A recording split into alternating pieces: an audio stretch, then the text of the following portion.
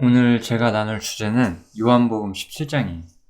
요한복음 17장에 보면은 이 하나됨을 바라시는 예수님의 기도가 나오게 되는데, 그냥 예전에 제가 기억을 해보면, 제가 예전에 있었던 명목상의 기독교 세계는 그냥 사실 그리스도인이라고 볼 수도 없는 사람들이 가득 차 있고, 앞에 있는 이제 사역자들이 뭐 하나 되자고 아무리 말해봤자 하나 되지가 않죠. 그래서 그 하나됨이라는 이 요한복음 17장의 강론을 제대로 하지도 않을 뿐더러 실제로 하나 될 수도 없는 상태에 있었죠. 저는 여기서 이제 진정한 하나됨이 무엇인지, 우리가 어떻게 하나됨을 실현할 수 있는지를 좀 볼 수가 있을 것 같고요. 이 하나됨에는 먼저 우리가 서로를 보면서 하나 되고자 하는 것보다 목표가 일치해야 한다는 것이 중요한 거예요. 우리가 개별적인 형제자매들과 그 상호 간에 어떻게 대함으로써 우리가 하나 되느냐를 전혀 말하고 있지 않고, 예수님과 하나님과 하나됨으로써 우리가 하나 된다라고 말을 하기 때문에 그 측면에 대해서 좀 더 많이 이야기를 해보겠습니다. 이것은 복음에 대한 전반적인 개론이 들어있는 강론이기 때문에 별로 내용이 길진 않지만 아주 중요하다라고 말씀드릴 수 있겠네요. 요한복음 17장에 보면 이렇게 시작을 하죠. 예수님께서 이제 13장부터 16장까지 여러 가지 이야기들을 많이 해주시죠. 굉장히 중요한 성경들 중 하나고요. 거기서 이제 말씀을 마치신 다음에 예수님께서 하늘을 우러러 보시고 이제 기도를 하세요. 아버지여, 때가 이르렀사오니 아들을 영화롭게 하사 아들로 아버지를 영화롭게 하옵소서, 이렇게 말하죠.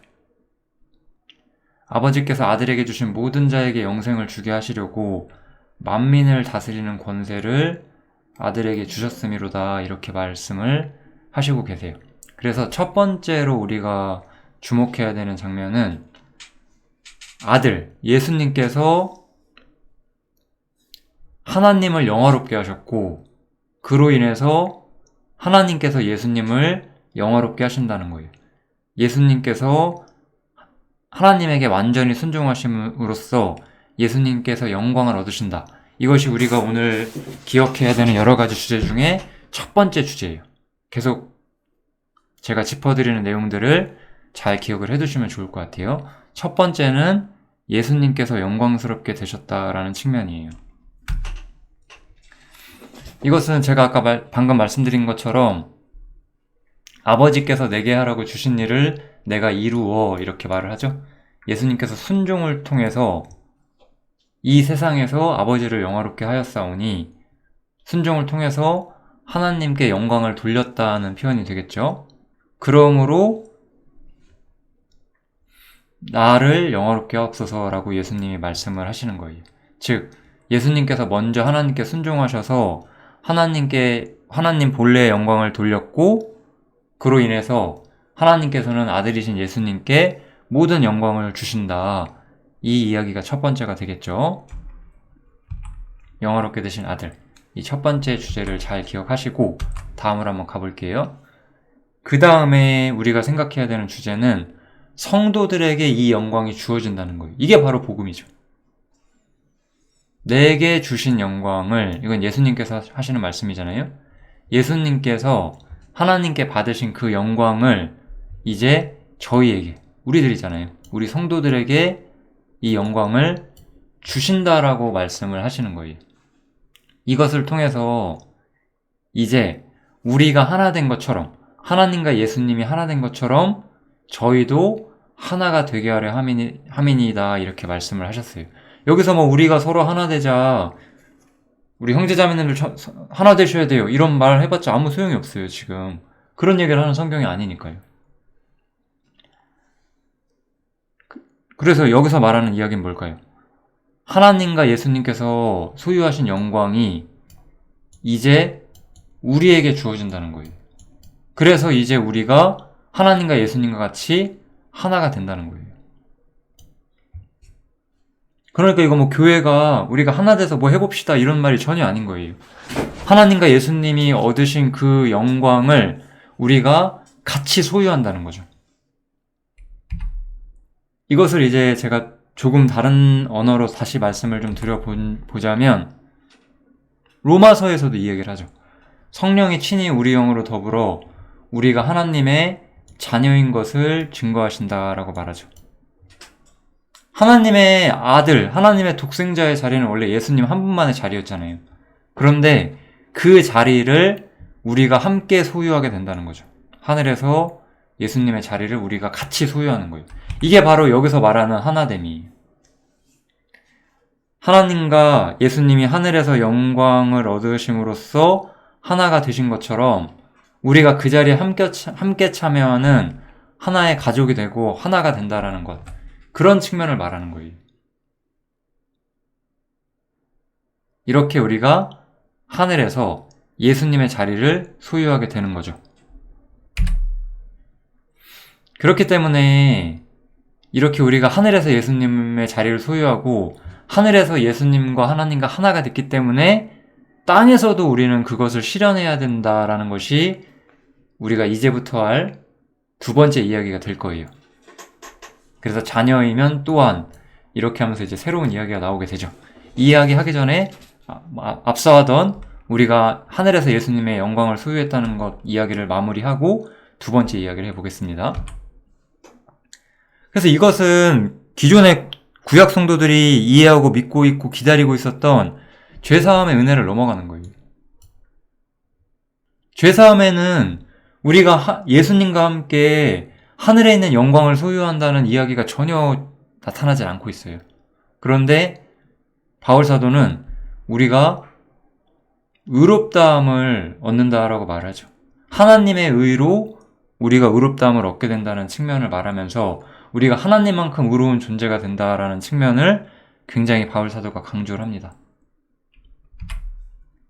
그것을 이제 사도 요한 같은 경우는 하나님과 예수님이 가진 영광을 우리가 함께 소유한다라는 언어로 말을 하고 있는 거죠. 누가복음에서도 이 이야기가 나와요. 누가복음에서 이 돌아온 탕자 이야기가 누가복음 15장에 나오잖아요. 이 돌아온 탕자는 이미 자신이 잘못했고 주님께 돌아가야 한다는 것을 알았고 이미 마음을 돌이켰어요. 그리고 아버지를 만났을 때 이렇게 말을 해요. 아버지요, 내가 하늘과 아버지께 죄를 얻었사오니 지금부터는 아버지의 아들이라 일컬음을 감당치 못하겠나이다, 이렇게 말을 해요. 사실 많은 믿는 사람들이 이런 마음을 가지고 있는 경우가 많이 있습니다. 겸손하다고 스스로를 생각하면서 그럴 수도 있고 뭐 여러 가지 이유가 있겠죠. 그치만 저것이 어떤 겸손한 마음이든 어떻든지 간에 사실 하나님께서 원래 생각하신 마음이 아니에요. 이거는 그래서 복음을 믿는 것이 아니에요. 이 사람은 죄 용서를 받았으니까 이제는 그래도 내가 죄인이니까 죄 안 지면서 살아보겠습니다, 이런 말을 하는 것과 같아요. 물론 우리가 죄를 마음대로 지어서는 안 되겠죠. 그런 이야기를 하는 게 아니라 이것은 근본적으로 복음이 말하는 어떤 종착지에 도달하지 못한 사람의 생각이라는 거예요. 그런데 아버지는 어떻게 하죠? 아버지는 제일 좋은 옷을 내어서 입히고 손에 가락지를 끼워주고 발에 신을 신겨주고 살찐 송아지를 끌어다가 잡아서 먹고 즐기자라고 말을 해요. 이미 아버지는 이 아들을 영광스럽게 하기로 마음을 정하신 거예요. 이거는 우리의 생각이 아니라 하나님의 마음이 중요한 거예요. 우리가 이제 로마서를 보면 로마서 7장 상태가 있잖아요, 사실은. 로마서 7장 상태. 스스로를 아버지의 아들이라고 일컬음 받지 못하겠다라고 말하고 있는 상태인 거죠. 그치만 이것은 어쨌든 하나님이 원하시는 진짜 자리가 아니라는 거예요. 그래서 우리는 아버지께서 우리에게 바라시는 자리를 이해해야 돼요. 그게 바로 지금까지 제가 말했던 하늘에서 예수님의 자리를 우리가 함께 소유한다는 측면. 이 측면에 대한 완벽한 믿음, 우리가 의로워졌다는 것에 대한 확실한 믿음을 소유를 하셔야 됩니다. 이것이 복음이 우리한테 말해주는 전체 영역이라고 보실 수가 있어요. 단지 우리가 죄 사함 받아서 이제는 죄 짓지 않겠습니다라고 한다면 우리는 이토록 큰 자유와 영광을 이해하지 못하게 되죠. 그래서 원래 우리가 복음을 믿는다는 것은 하늘에서 예수님께서 얻으신 자리를 우리가 함께 소유한다는 측면이 완전히 자신에게 받아들여지느냐, 이 문제와 관련이 있다, 이렇게 생각을 하시면 될 것 같아요. 여러 가지 우리 경험적 문제로 그 일이 우리 개인에게 이루어지는데 시간이 걸릴 수가 있어요. 죄사함을 받았을 때 우린 이미 거듭났고 그때 이미 하나님의 자녀가 된 게 맞아요. 근데 이제 자신이 자녀로서 얼마나 영광스러운 위치에 있는지를 스스로 모르고 있는 거죠. 그거를 알게 하시기를 하나님께서 원하시는 거예요. 이 아들도 이미 아버지의 마음이 이랬는데 아버지의 마음을 이해하지 못한 거잖아요. 그렇다고 이 사람이 그렇다고 믿음이 없었던 건 아니에요. 다만 아버지의 마음을 올바로 알 때까지 시간은 좀 필요했다라고 생각을 하시면 되고요. 로마서 7장 상태라고 하는 것은 근본적으로 아버지의 마음을 아는 쪽으로 우리가 나아가기 위해서 겪는 어떤 일종의 경험이다라고 생각을 하시면 될 것 같습니다. 어쨌든 이렇게 해서 우리가 영광을 얻는 데까지 우리가 이해를 해주는 것이 굉장히 복음의 중요한 측면이고, 그게 바로 예수님께서 기도하신 내용이잖아요. 우리와 함께 저희도 하나가 되려 하는 것. 예수님과 하나님과 함께 같은 자리를 취하고 동등한 영광을 누리지 못한다면 우리는 하나 되는 게 아니라는 거죠. 우리끼리 하나 돼서 해보자 이런 얘기가 전혀 아닙니다. 요한복음 17장은 그런 식으로 말하고 있지 않아요, 전혀. 이제 두 번째 이야기를 해볼게요. 아까 제가 하늘에서 예수님의 자리를 소유했기 때문에 이제 우리가 그와 함께 영광을 받기 위하여 고난도 함께 받아야 될 것이다 라고 말씀을 드렸죠. 이게 바로 그리스도인의 두 번째 삶의 원칙이 될 거예요. 요한복음 17장의 이제 나머지 부분을 보면 또 이런 구절들이 나오죠. 내가 아버지께로 가오니 내가 세상에서 이 말을 하옵는 것은 저희로 내 기쁨을 저희 안에 충만히 가지게 하려 함이니이다. 이렇게 말씀을 하시기 시작을 하세요. 여기서 이제 어떤 이야기가 더해지느냐, 세상에서 예수님이 이 말을 한다는 거죠. 그리고 세상에서 우리가 예수 그리스도의 기쁨을 우리 안에 충만히 갖는 게 이제 우리의 목표가 되는 거예요. 고난 속에서도 예수님의 기쁨을 우리 안에 충만히 하는 것, 이것이 바로 진짜 그리스도인의 삶이에요. 절대 우리가 죄와 싸워서 절대 지지 않는다, 이런 측면을 성경에서 말하고 있진 않아요. 우리는 항상 깨어 있어야 되고 여러 가지로 육신의 정욕과 싸우는 측면도 있고 덕을 세우고 여러 가지 일들이 있어요. 그런데 그 이야기들의 가장 중심에 있는 게 뭐냐면 예수 그리스도의 기쁨을 우리 안에 충만히 가지는 것, 여기서부터 모든 게 시작된다라는 측면을 이야기를 하고 있는 거죠. 그래서 예수님이 기도하시는 것이 무엇이냐, 저희를 세상에서 데려가시기를 위함이 아니다라고 말씀을 해주세요. 엄청나게 중요한 거죠. 즉 예수님은 자신이 먼저 일을 끝마쳤기 때문에 하늘에 가셨다라고 말씀하시면서 우리도 일을 끝마치면 하늘에 가겠지만 그때까지는 땅에 남아있을 것이다. 거기서 나는 너희를 데려가지 않을 것이고 이 땅에서 내가 누렸던 기쁨을 너희도 누려야 한다라는 이야기를 하시는 거예요. 이제 이야기는 먼저는 예수님께서 하늘에 가 계시지만 우리는 예수님께서 일부러 땅에 남겨두셨다는 측면에서 굉장히 중요한 이야기를 시작하는 거예요. 우리가 어떤 그리스도인들은 때로는 세상이 너무 고단하다고 느껴서 나도 빨리 데려가 달라고 이야기를 하지만 그런 것들은 예수님께서 바라시는 것이 전혀 아니에요. 이런 구절을 보면은 순교나 이런 것들도 사실 생각을 잘 해봐야 되는 겁니다. 아무 때나 순교하고 그러는 것이 아니거든요. 땅에서 예수님이 누리셨던 기쁨을 우리가 함께 가지는 것, 그것이 하나님께서 우리가 이 땅에서 이루시기 원하는 모습이거든요. 그래서 세상에서 이제 예수님의 자리를 받아들여야 돼요. 왜냐하면 복음이라는 것은 왜 우리가 완전히 의로워졌죠? 왜 우리가 정죄함이 없는 상태가 되었죠? 왜 우리가 모든 영광을 소유하게 되죠? 가장 아까 우리가 본 게 뭐냐면 우리가 하늘에서 우리가 예수님의 자리를 소유했다는 측면이 첫 번째로 우리가 배운 거잖아요. 이렇게 하늘에서 우리가 예수님의 자리를 소유했기 때문에 땅에서도 세상에서도 예수님의 자리를 마땅히 받아들일 수 있어야 된다는 거예요. 그럼 예수님의 자리라는 건 뭐예요? 내가 아버지의 말씀을 저희에게 주었사오매 세상이 저희를 미워하였사오니 세상이 사랑하지 않는 자리, 세상이 싫어하는 자리가 바로 우리의 자리라는 거예요. 왜냐? 예수님께서 세상에 속하지 않은 것처럼 저희도 세상에 속하지 아니함을 인함이니이다 이거죠. 그래서 그리스도인이라는 거는 양발 디디고 뭐 이런 거 있죠? 뭐라고 하죠? 이런 것들을? 양편에 발 하나씩 디디고 살 수가 없는 사람들이 된 거예요. 하늘에서 내가 영광을 얻었으면 땅에서는 고난을 받아야 되는 것이고 땅에서 내가 영광을 얻고자 한다면 하늘에서는 내가 하나님과 원수가 되어야 하는 거예요. 둘 다 될 수 있는 건 없는 거예요.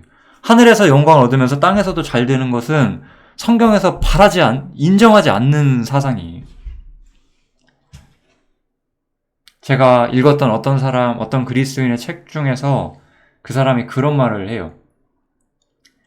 세상에서 아무런 문제 없이 평안한 그리스도인도 굉장히 슬픈 것이다. 이렇게 이야기를 하거든요. 물론 우리가 하나님의 평강 가운데 거하고 뭐 그런 일들이 있을 수 있어요. 그런데 그 사람이 그 말을 하는 의도는 세상에서 평안하고 안전하게만 살고자 하고 그 위치에만 있는 그러한 그리스도인이 잘못된 삶의 방식 속에 있다. 그 얘기를 하는 거죠. 그래서 내게 주신 영광을 내가 저희에게 주었사오니 두 번째 구절 보시면 우리가 하나가 된 것 같이 저희도 하나가 되게 하려 함이니라 이렇게 말하잖아요. 이제 예수님께서 땅에서는 고난을 받으셨고 그걸 통해서 하늘의 영광을 얻으신 것처럼 우리는 이제 하늘에서는 예수님과 함께 영광을 차지했고 땅에서는 주님이 걸으셨던 길을 따라야 되는 거예요. 이것을 통해서 우리가 하나 되는 거예요. 우리가 하나 되자 한다고 하나 되는 게 아니에요. 땅에서 우리가 주님이 걸으셨던 길을 따르게 된다면 교회가 하나 되는 것은 어려운 일이 아니에요. 어떻게 땅에서 주님이 걸으셨던 길을 따르지 않으면서 교회가 하나 되길 바라시는 거예요? 그게 가능하리라고 생각하시는 거예요? 그럴 수가 없죠. 근데 요한복음 17장을 강론하는 수많은 사람들이 미친 듯한 헛소리를 하고 있죠. 하나 되자고. 수천 명 성도들한테 하나 되자고. 그 수천 명 성도들이 전부 땅에서 주님이 걸으셨던 길을 가고 있는 사람이 없는데 어떻게 하나가 될 수가 있겠냐는 거예요. 하늘에서 우리가 예수님의 영광을 동등하게 소유하는 것처럼 땅에서 우리가 예수님이 걸으셨던 고난의 자리를 우리가 취하고자 하지 않는다면은 교회는 하나 될 수가 없어요. 이것이 이제 우리의 삶이 되는 거예요. 그럼 이 삶의 결과가 뭘까요? 예수님께서는 이제 이렇게 기도하세요. 아버지여, 내게 주신 자도 나 있는 곳에 나와 함께 있어? 이건 우리의 최종적인 결말을 말하는 거죠. 아버지께서 창세전부터 나를 사랑하심으로 내게 주신 나의 영광을 저희로 보게 하시기를 원하옵나이다. 이렇게 말하죠.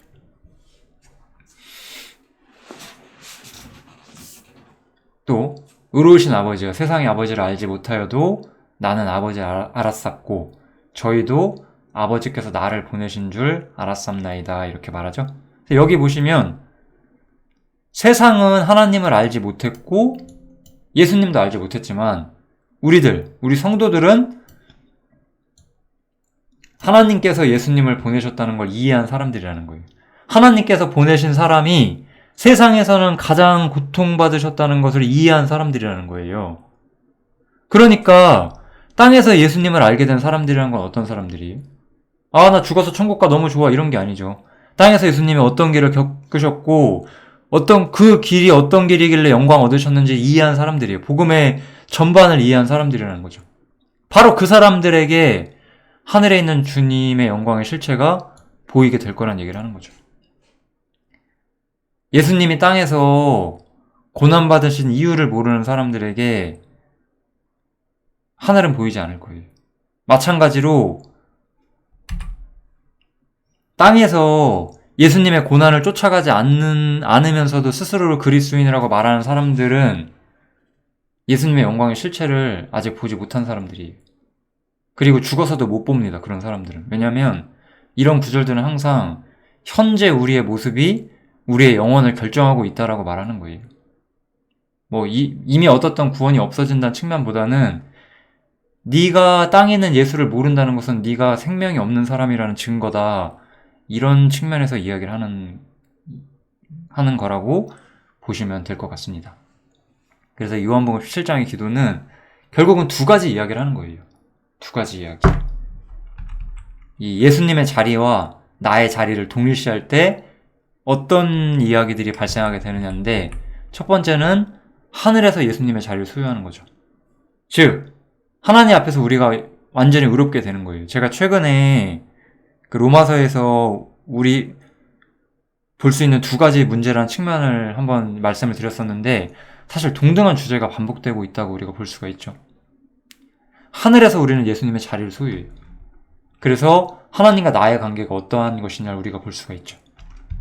그것을 통해서 이제 세상에서 우리가 세상과 우리는 어떠한 관계에 있어야 하느냐, 내가 예수님의 자리를 취한다면 세상과 나는 어떤 관계에 있어야 하느냐, 이 이야기가 나오는 성경이라고 볼 수가 있고, 이 두 가지가 올바른 믿음 속에 있어야 교회가 하나 될 수 있다라고 말씀을 하고 있습니다. 이게 바로 요한복음 17장이죠. 요한복음 17장이 내용이 정말 좋거든요. 많이 한번 묵상하시고 하나님이 우리에게 바라시는 바를 생각하실 수 있으면 좋겠습니다. 요한복음 17장 여기서 마치겠습니다. 감사합니다.